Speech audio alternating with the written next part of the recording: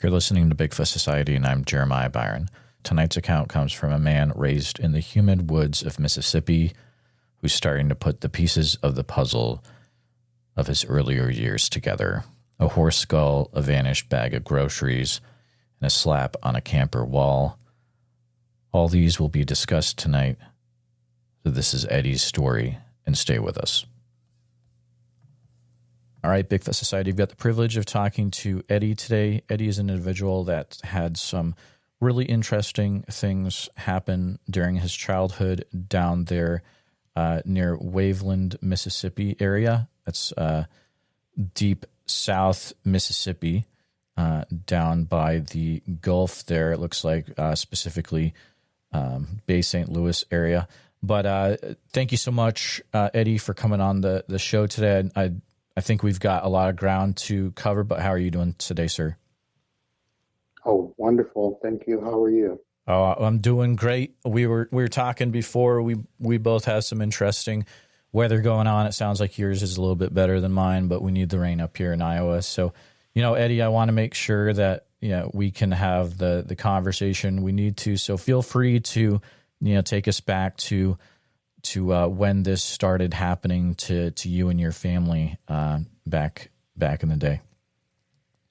Well, I kind of want to explain it in such a way to how I experienced it from my perspective. When I was, I think I was like 7, maybe 8. I remember we went to see the Legend of Boggy Creek. It was at the theater, and this was in Fort Smith, Arkansas. And after the movie, my dad and my stepmother were up front discussing Bigfoot, as a matter of fact. And she was talking about how she knew people that had seen one. So I never doubted Bigfoot, early on. It was a matter of fact, but, you learn not to discuss it with people. And then when I was 10, I went to a church camp. And I remember somebody said, Bigfoot is real, and watch out, do not go towards the woods. And at one point, I do remember feeling like I was being watched from the woods after this. And then the very last night of the summer camp, they had everybody go into the dorm early before the sun was down, which, we were outside at nighttime. But they were like in a panic and making everybody go inside. And the kids were just really on the guy who was in charge of our dorm, and they were just like, "What is it? What happened?" Blah, blah. They were relentless in following. He said somebody saw something. It might have been a Bigfoot. Look inside the window, the girls' dorm, and they seemed pretty serious about it. Pretty moved about it. It wasn't something that they just came out and told us until they were like really upset. So then I want to jump to about maybe 5 years ago. I started listening to Sasquatch Chronicles when I know there was less than 100 episodes. And when I started listening to that, then I started looking for every podcast, everything I could listen to.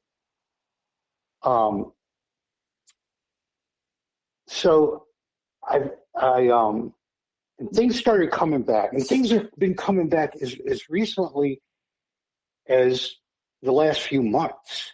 But things started coming back when I was listening to these podcasts. And a few times I heard where people got food stolen. And then somebody said they had food stolen from their porch. And that's when I remembered back in Mississippi when I was 12, I think it was like 77, 78. I remember my parents were freaking out, and I'm like, what's going on? They're saying, your sister saw a big black hairy man steal food from the porch because it was cold. And so my mom, they went and did all the shopping for the month, and they just like set stuff out on the porch because we couldn't fit it in the fridge. So listening to the podcast, whoa, now I remember this. Something was stolen from our porch. And so then I called my mom, and she said, oh, yeah, and your brother saw one too. I'm like, what? So I called him, and he told me about how he saw one right there in that area across the street. Just step across the road, which was back then, it was just a dirt road, literally. And then I started thinking, now, wait a second. So that's two sightings in this one place. Now, why didn't I see anything? And then I remembered next to this house that we lived in, when we first moved there, it was like heavy brush, but when you walk through it, it opened up into an area where the ground was really tread and flat. And I thought, this is cool. And then I discovered it was like a dome. You had to bend down and go in like an igloo, and then you look up and you're inside of a dome. From outside, I had my brother come and stand in there. You couldn't see anybody from the outside. But from the inside, you could see everything. And I'm thinking, wow, they must have had some kids that lived here before and they made all of this. That's what I assumed. But only recently, I'm like, wait a second, now I remember the dome. And then I'm telling you, it was just a few months ago, because you hear a lot of gifting with skulls and stuff, and then bam, it came back to me. In that same place, one day I walked into that area, that clearing, and there was a horse skull laying right there, very white. And I was like, wow. I thought it was cool because it was my teacher, my biology teacher, had one in his class, but the one I had was bigger. So I took it and I went and gave it to him. But this is another thing that back then I didn't think anything of it. And now all this stuff's coming back. Then I remembered, I could hear about people getting paced. And I remembered I'm walking down the road in the same area, the same road by myself. And I was singing. And I could hear somebody walking with me in the wooded area. And I thought that was my brother. I'm like, hey, cut it out. And that's about the time that I almost stepped on a water moccasin. And I literally, it's like as my foot was coming down, it was coming out from under my foot. I could feel it running across the bottom of my shoe as it like shot out away from me into a ditch full of water. And I'll never forget that. So I'm like, well, God had to be with me then. So that's why I remember that pacing. And then I remember when I was 15. And I just remember standing near a lake. This was out in the country, in Mississippi again. And I was near a lake, and I'm just standing there. For some reason, I'm thinking about Bigfoot. I hadn't thought about Bigfoot in ages. And I'm just looking because I feel like I'm being watched, and I'm thinking of Bigfoot. And I thought that was a strange little thing. And then more recently, I was staying in a camper, a travel trailer.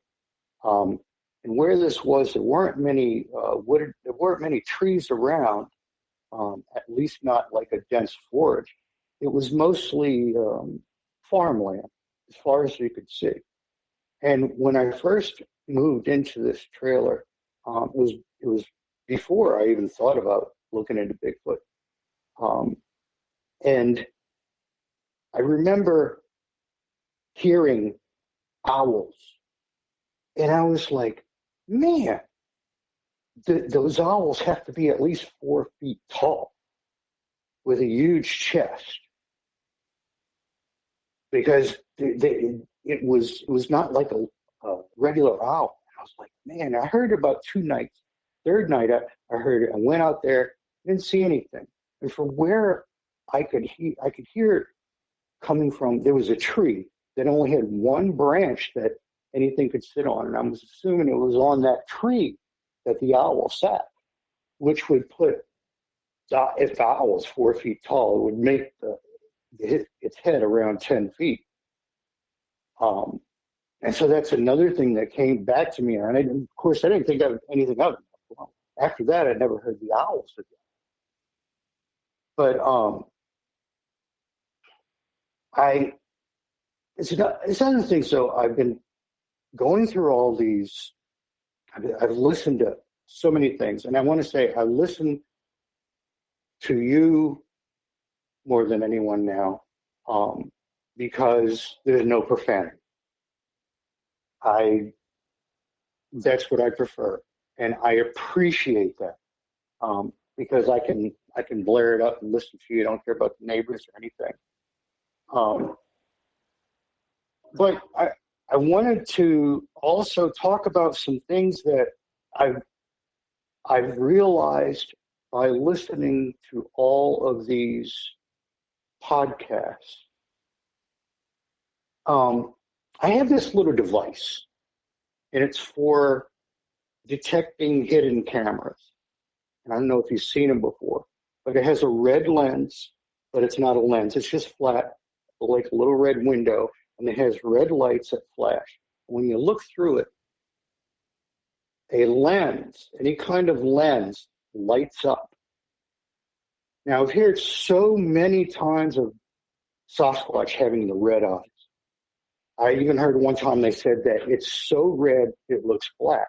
And at night, they've got so many rods in their eyes that any little bit of light causes it to look like it's glowing. Now, you think about that. I believe they can see eye shine from probably a mile away. Let's accompany that with, they have dogs that are trained to sniff out SD cards and any kind of electronic device. Okay, so we know that Sasquatch is good at olfactory senses. They can smell. So when somebody puts a trail cam out there, think about it. If you walked into your backyard and you saw a metal box on a tree and a human eyeball inside of it looking around,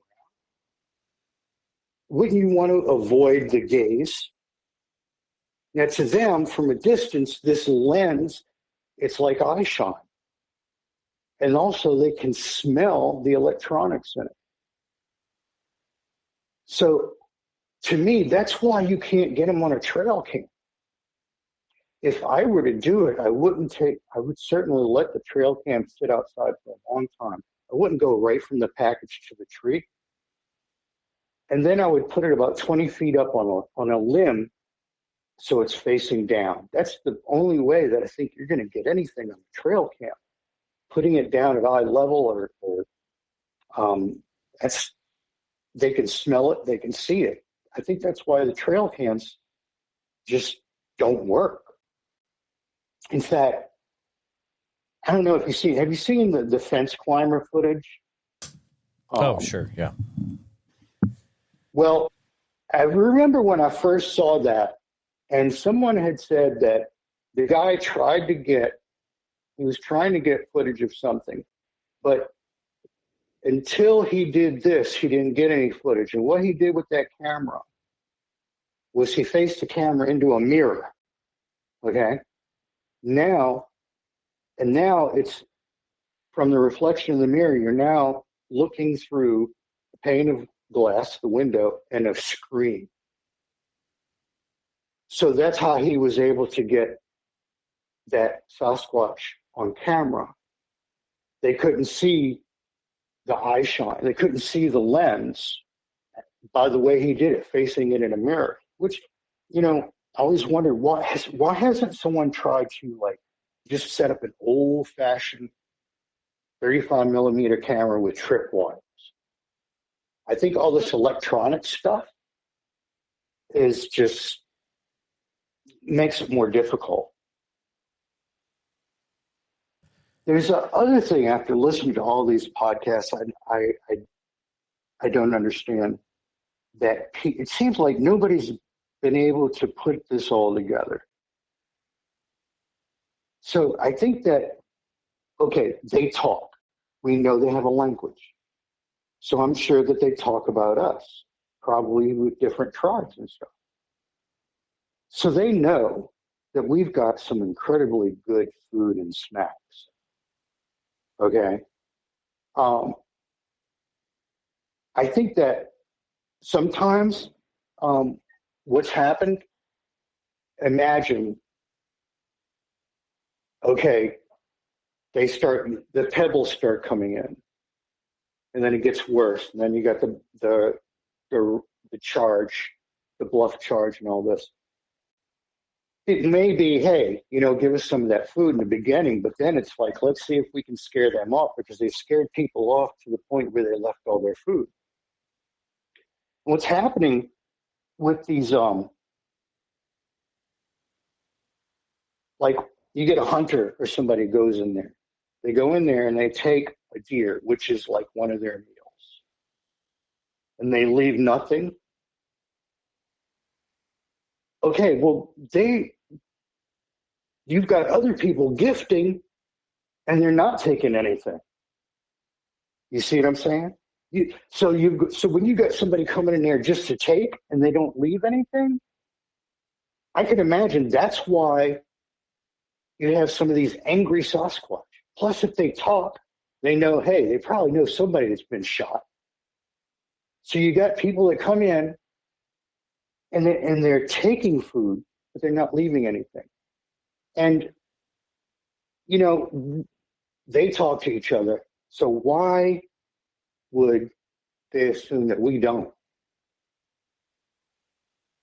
So we should know these things. You do bring up some really interesting points, one of which I've kind of thought a bit myself over the years when I think about the subject is it feels like sometimes there might need to be a return to, I don't know if you would call it analog technology, kind of like how you were saying, use a different type of camera that could be tripped somehow, that doesn't have these infrared type things that seem to just really, really show them what's going on. I mean, it even makes me think, I'm sure the Patterson-Gimlin footage probably wouldn't have been captured if there was a whole IR thing back then. But that's totally conjecture and me just thinking there. But have you ever tried to go? And we'll talk about your sighting in a few minutes. But this is some good discussion here. Have you ever tried to go out yourself to try to do any research after you've grown up, but you've had these things happen in the past? Have you ever tried to go out yourself and do any research yourself? No. I did go camping once, and I was being very attentive. I went on a trail once, and I remember it was just so quiet. I didn't feel threatened or anything, but it was just so quiet that I heard a salamander move a leaf. It was so quiet. So I mean, that may be nothing, but no, I haven't gone out to do anything. I do keep my eyes open and look around more often than not. But no, I haven't. I listen to, that's basically I've listened to so many podcasts, and I wish now that I would have started off just like taking notes, writing down certain data points. Because you look at that girl Terrestrial, she's doing a cool thing, but man, there's so much to go through out there, other than the BFRO. Oh yeah, I mean, she's great. I was happy to get her on. I interviewed her months ago, but just released it relatively recently, and then she was on Doug's show, which is listeners should definitely check that out as well because they did a great job over there. But and also you were referring to I believe the fence climber video. I'll have a link to that in the show notes. MK Davis has done a lot of work on that, and people might not even know about that video now because it's been a while. So we'll put that in. There'll be some good resources for this one. This area that you went into, you went camping in the woods and it got really quiet. Is this the same area that same state, Mississippi, or completely different area? No, different. It was in Alabama. Ah, gotcha. I have never actually seen one. But I felt like it was important for me to tell the story because I think there's other people out there who, the more they listen, the more things are going to come back to them. They'll start putting things together. And I think that it's still, it's another voice lent to the, this whole chorus about Sasquatch. So I wanted to share it, and I just know there's got to be other people out there who it's happening to them. Things are just coming back as they listen to these shows. Things are coming back. I forgot to tell you, when I was in that camper one time, this was incredible. I was laying on the couch, and this is the same camper where I heard the owls. I'm laying on the couch, and I'm just listening. I'm listening to something about dogmen, and I got a slap on a trailer right next to where I was laying. And it was, you could tell it was done with not a little hand. And I jumped up and I'm like, oh no more listening to this stuff at night. I didn't look outside or anything.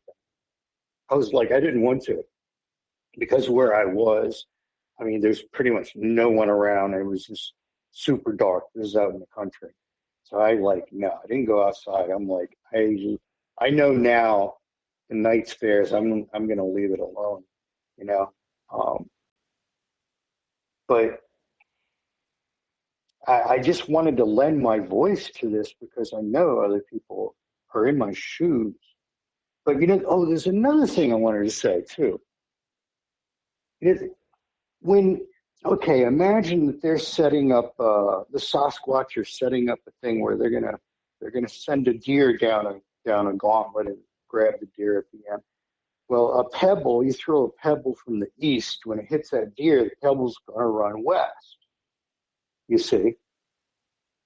You throw a pebble at a human, they sit there and they look up, So if they're trying to make you run, first the pebble doesn't work, you go bigger rocks, then you start grunting, then you start screaming, then you do bluff charge.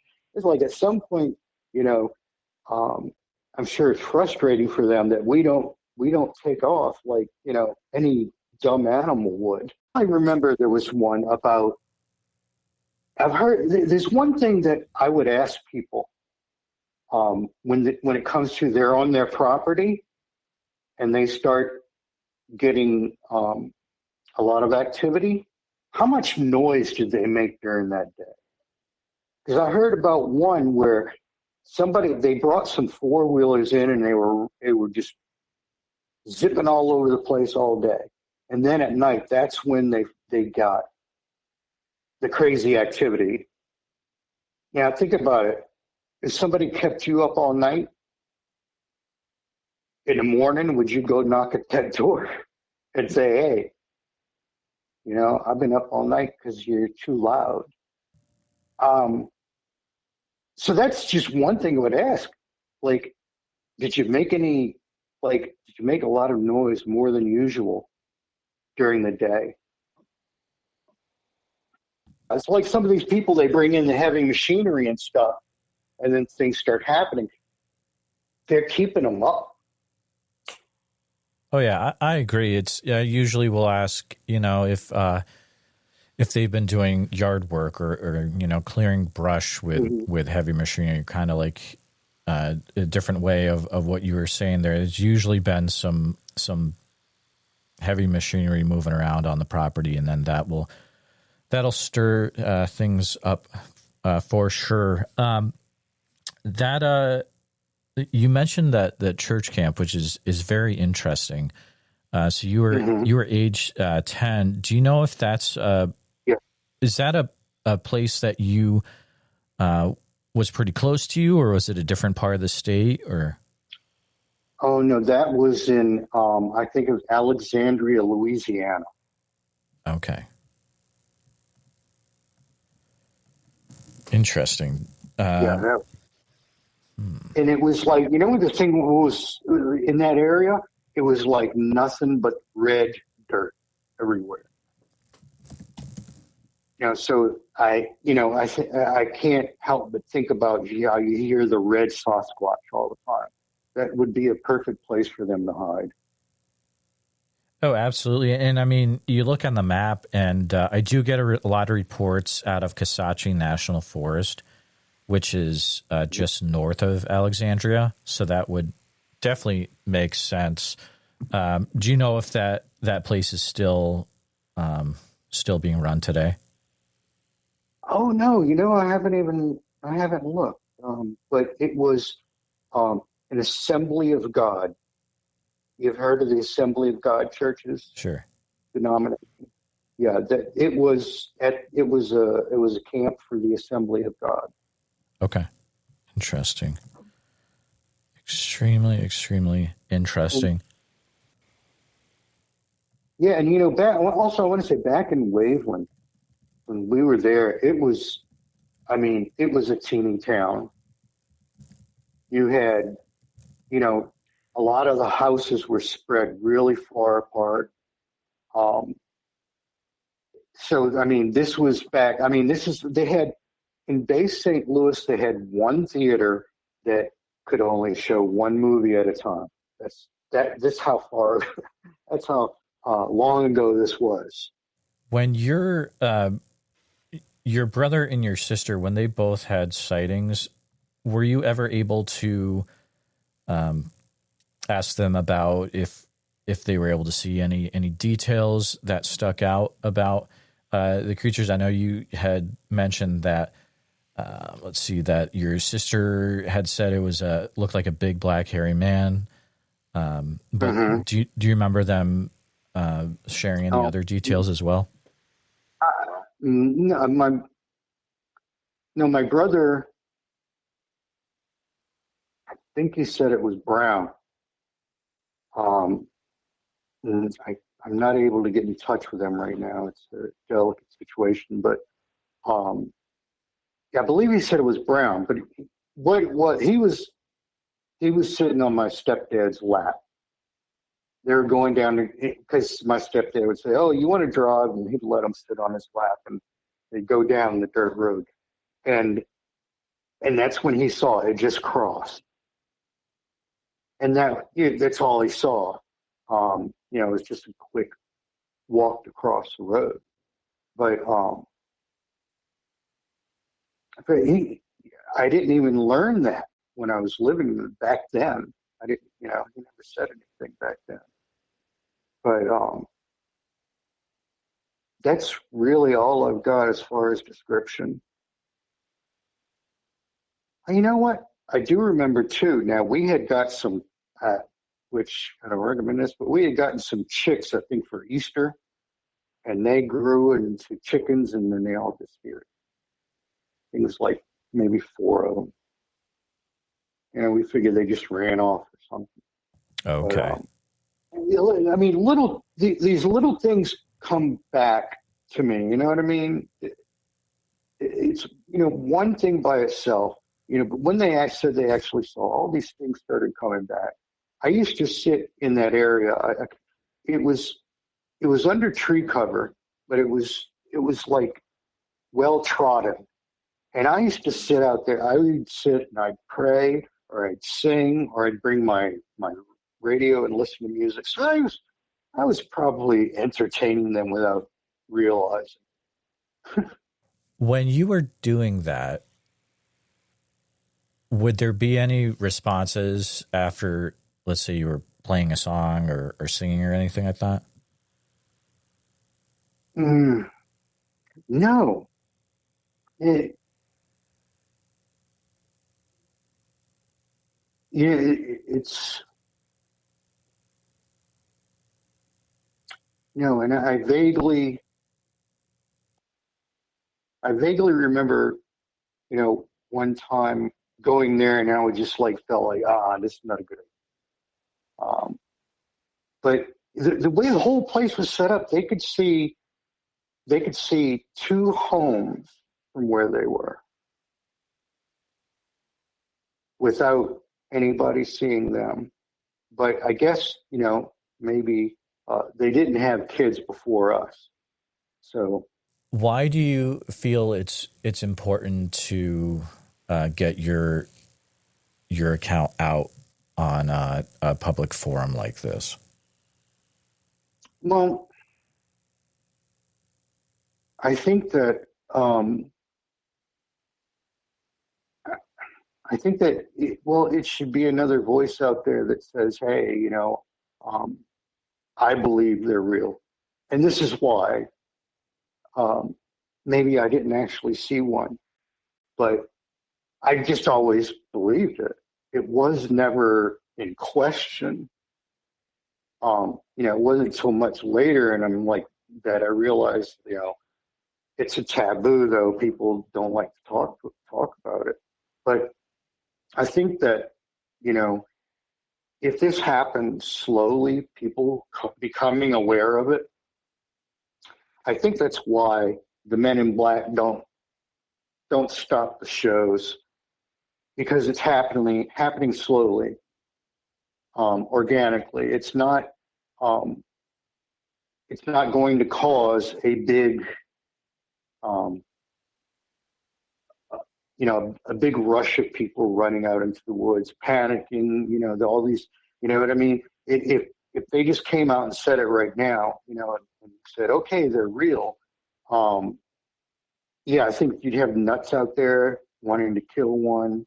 You'd have too many people wanting to look for one, and I think I think that when you go out there for whatever reason, you should bring a gift, um, and then maybe they'll. I mean, if you're going out there to take their food, bring something to give to them. You know, I mean, apples, a pie, whatever. Um, but I think I just wanted to lend my voice to the community. There's, I'm sure there are a lot of people out there like me who do believe in it. Never had a reason not to, except, you know, listening to what society is trying to tell you that they're not real. So I think that everybody should be okay, not afraid, be comfortable with talking about it. Absolutely. You stated that you've been listening to a lot of stuff over the years, so you've done a ton of research and thinking about the experiences you've heard yourself. Do you have any ideas about what it is that we might be dealing with when we talk about Bigfoot or Sasquatch? Well, I can't say definitely, but I will say this. It would seem that they do have the breath of life. Some people might say, "Oh, that's an abomination."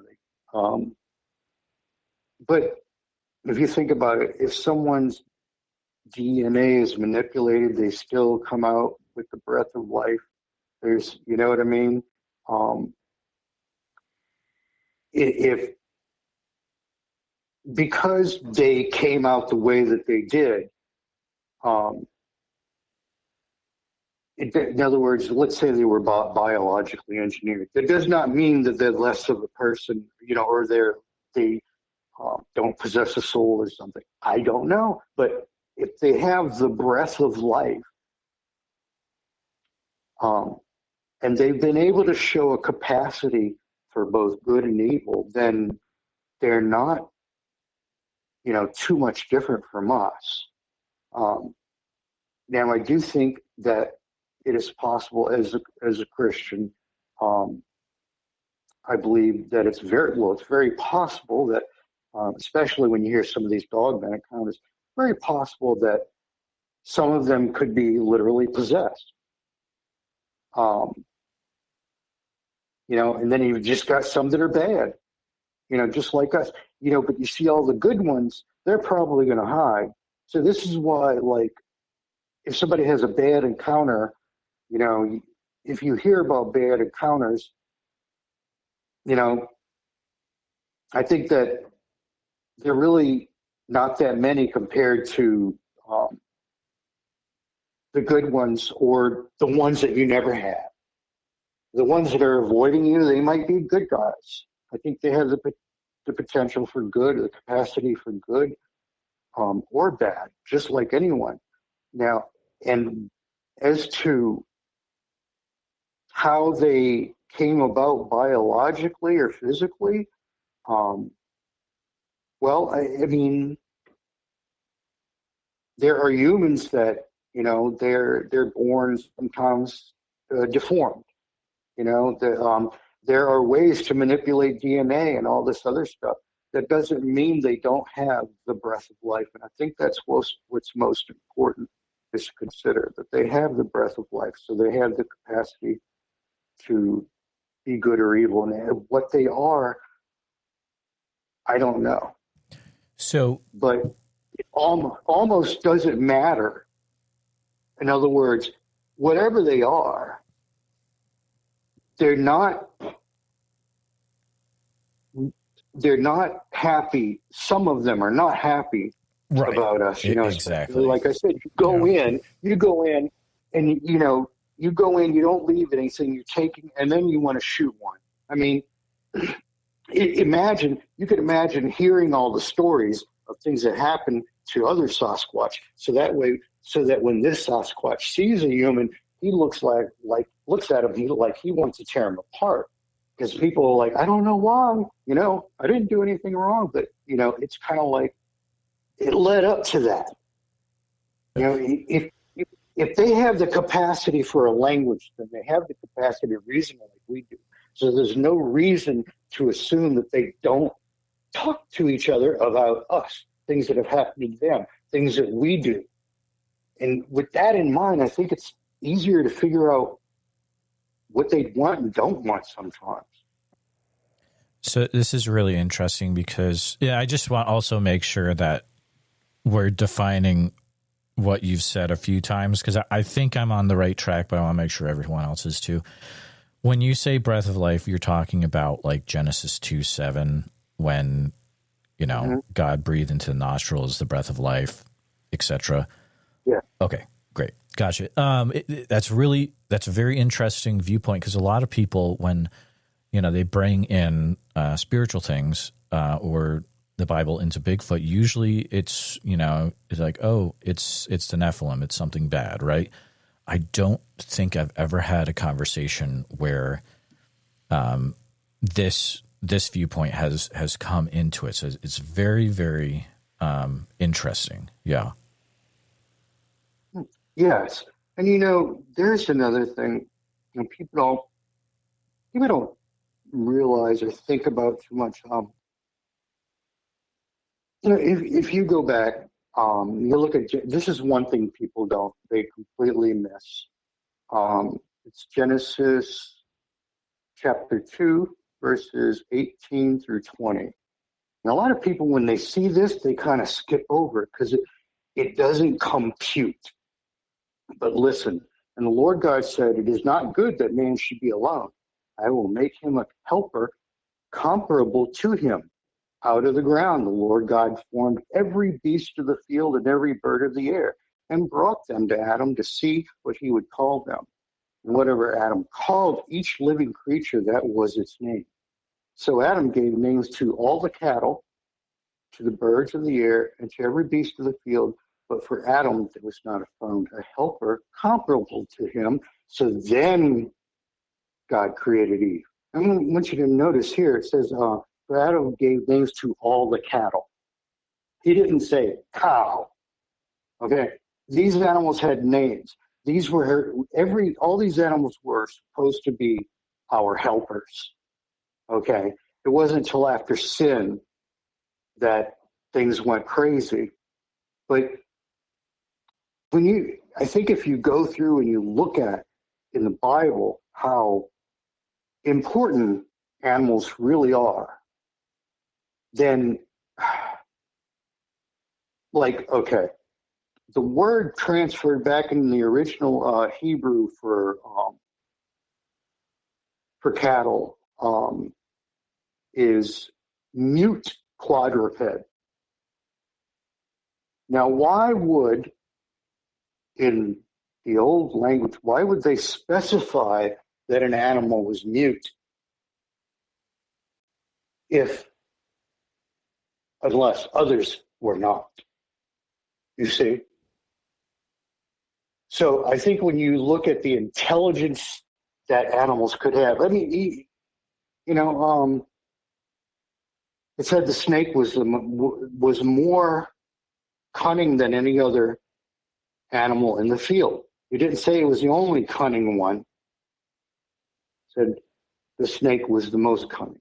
So however they came about, whether they're part animal, part human, or whatever it is, I think that because they have the breath of life,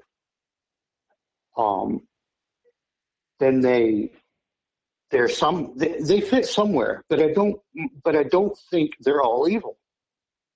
I think that even everyone can make a decision, to be good or bad. So I don't, even if they may have been, like I said, biologically engineered, they still have the capacity for good or bad. So whatever it is that they are, I think right now the best thing to do is hope that they're our friends. Yeah, absolutely. I also want to make sure that I heard or interpreted something you said a few minutes ago correctly. So are you saying then in verse 18 that may have actually been a Bigfoot and not, I think a lot of people will interpret it that as Eve being created, but you're saying that could potentially been a Bigfoot in that verse? No. Okay. No, I'm sorry. No, I didn't mean that. I think the point that I'm just trying to make is that animals, in the book of Genesis, there are 50 chapters. 46 of them mention animals. Okay. People don't want to think too much about animals that way. Isaiah 11:6-9, it tells how the animals will be with us in heaven. People don't want to think about that too much because we eat them. They go in factory farms. And, we don't treat them very well. So people don't want to think about how animals could have a soul. But I think it is chapter 3, it talks about, first we see here, God formed the animals out of the ground. Okay, and people don't wait, because I've heard people say, man is the only one that God formed out of the ground. No, it says it right here. Usually people, they skip this because it doesn't click in their head. It's, it doesn't compute. Because if we're supposed to, think about it. If animals their blood was good enough to take care of our sin at one point, then animals must be important. And so when you consider that, wherever Bigfoot is in the animal kingdom, or if he's got some DNA from humans, or wherever he is now, I think that, they have the breath of life. They have the capacity to be good or evil. And I think that if we look at the whole animal kingdom a little bit more, with more compassion, then it's okay that he's part animal and part human. But we don't necessarily want to think about animals as having a soul. Yeah, this is a really heavy one. It's a very interesting hypothesis, and I'm sure there's going to be some really interesting discussion, which is great. I probably think about this for a little bit of time because we do have some really good discussions on the show, and my viewpoint is a little bit different. We can still have a discussion about it, which is fine, because when you start thinking, or when you start saying, like, the breath of life, then you have to, you said it yourself, like you have the soul brought into things, but then it's like, how far do you want to take it? You know what I mean? It's like, I'll just throw some stuff out. Hey, can Bigfoot get saved? If it has a soul, can Bigfoot go to heaven? There's like all these questions that are logically going to start being asked from this. I know. Well, I think that,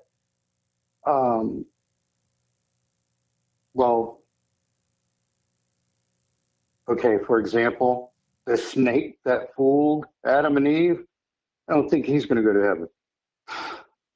You see?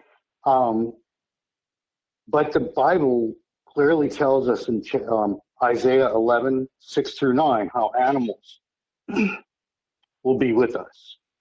It's Isaiah chapter 11, verses 6-9. It says, the wolf shall dwell with the lamb, the leopard shall lie down with the young goat, the calf and the young lion and the fatling together, and a little child shall lead them. The cow and the bear will graze, their young ones shall lie down together, and the lion shall eat straw like the ox. The nursing child shall play with the cobra's hole, and the weaned child shall put his hand in the viper's den. They shall not hurt nor destroy in all my holy mountain, for the earth shall be full of the knowledge of the Lord as the waters cover the sea. So this is the new earth. And basically what this is, this is talking about, if we go back to Genesis chapter 1, 29-30, we see that basically man and all the animals were vegan. And then we're going to go back to that, you see, because you see here, no one's trying to eat anybody. There won't be any death in heaven. There won't be any bloodshed in heaven. There won't be any pain. So I'm sorry, but there won't be any meat unless you bring some, good veggie burgers up there.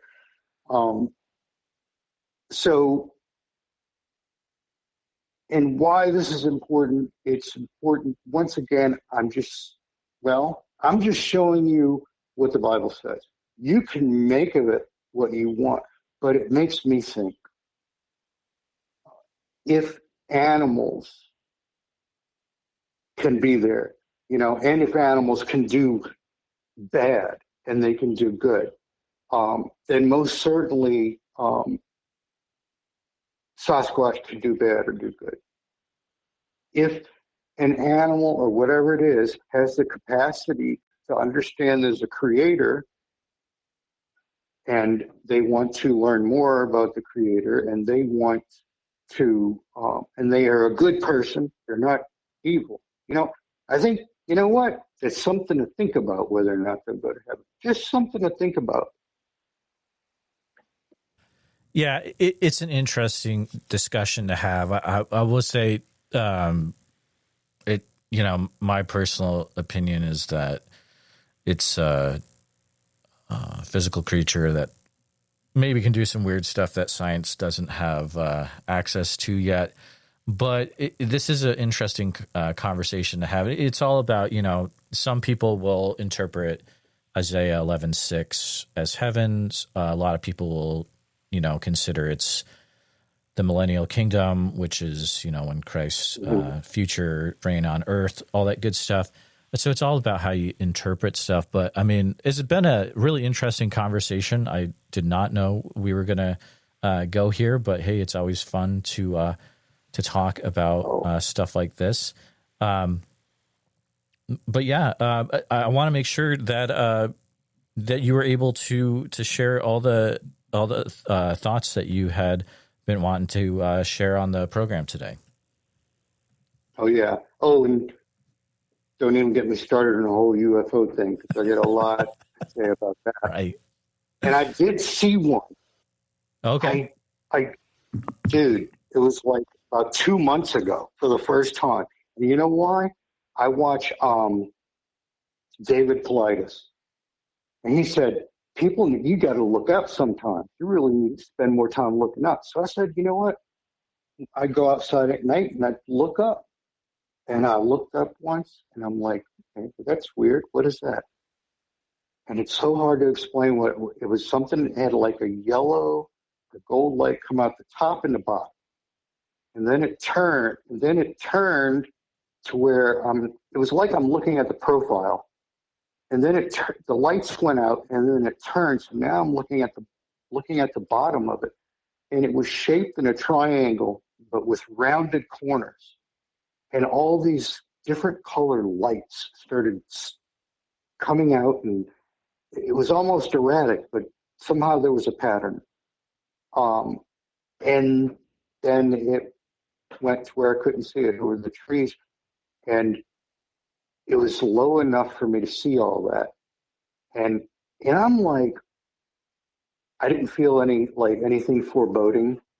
I mean, it could have been something the government's working on, but it was like, wow, I can't believe I actually saw one. So now I go outside just about every night, just look up, even if it's just a few minutes.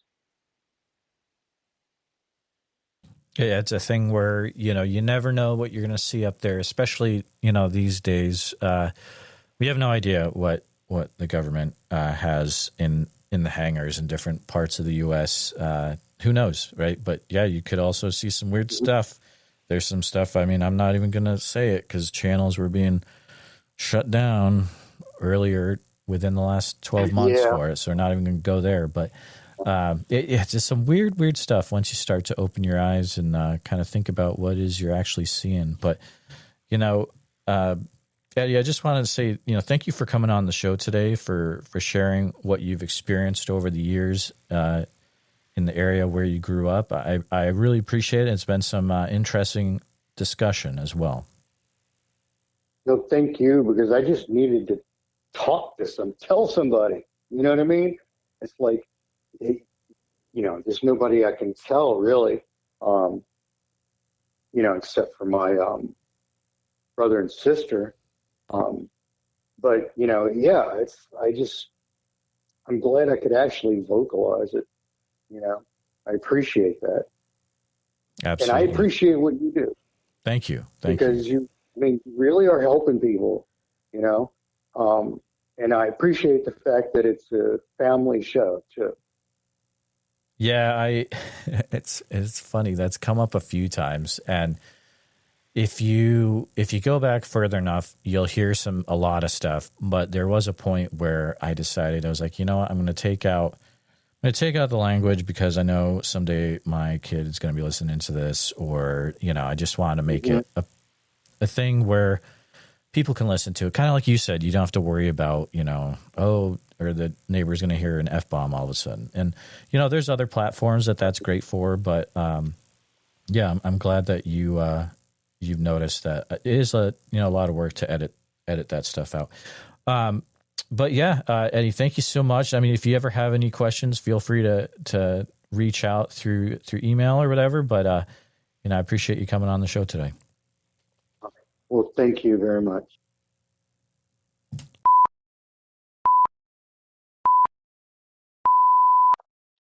Oh, hello. Yo, bro. My name is Scott. I'm a Eugene resident for the last 20 years, and I was just watching your Fall Creek Bigfoot episode with TJ, and I've been camping out on and off for the last couple of years in Fall Creek area, as well as Stanislaus, Mapleton area, and have a few stories to share. And would love to talk to these more, and give me a call back. If you'd like to share a voicemail to be potentially featured on the show as well, head over to BigfootSocietyPodcast.com and hit the Share Your Encounter button.